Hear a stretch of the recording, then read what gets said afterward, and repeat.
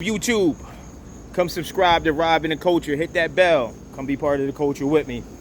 We're gonna talk about my block, where I grew up at. We're gonna talk about one particular story. These are stories from Rob. I remember when I was young, my dad used to have a store. It was like a convenience store.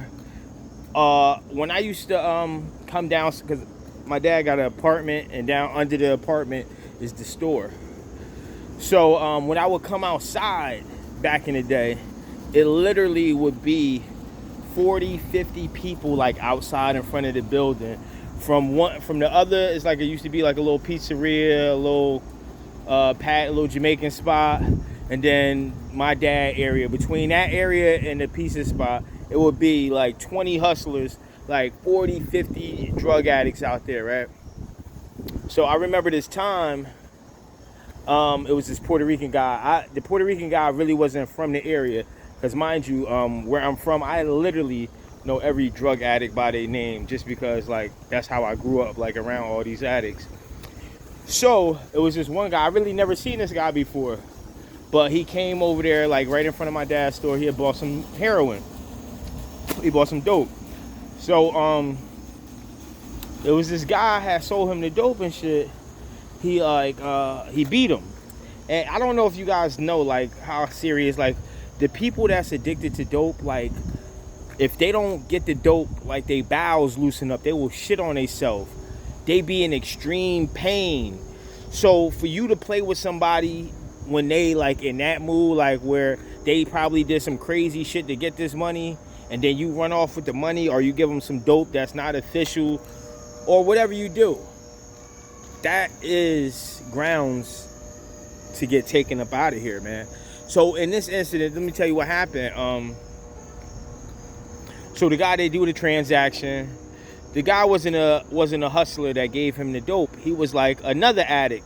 And I don't know if you know, sometimes drug dealers will have addicts run the sales because you don't want to be caught doing hand to hand. So you rather give it to the other addict and take the risk of him maybe running off, or take the risk of him trying to short something. You rather him get caught with it. So a lot of times they would give the bundles, the bricks or whatever to the addicts. So in the midst of this happening, this guy gives the Puerto Rican guy, because he was a Puerto Rican guy with a cane. That's how I was like, I never seen this guy before. He gives him a bundle, brick, whatever he gave him. The Puerto Rican guy takes it. And he was with a group of guys as well, because he got in a van, a white van. I'll never forget it. He got in a white van. He pulls off. 2 minutes after he pulls off, he pulls back up.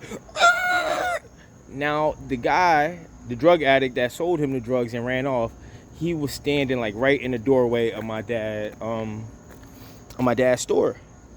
So the Puerto Rican guy, he gets out. He says a couple of words to the guy. The guy like, what? Next thing you know, out the cane, and you probably seen this so many times, but I don't know if you ever seen it in person. Back in the day, like men used to walk around with canes, but they would have the sword inside, like a big knife inside the cane.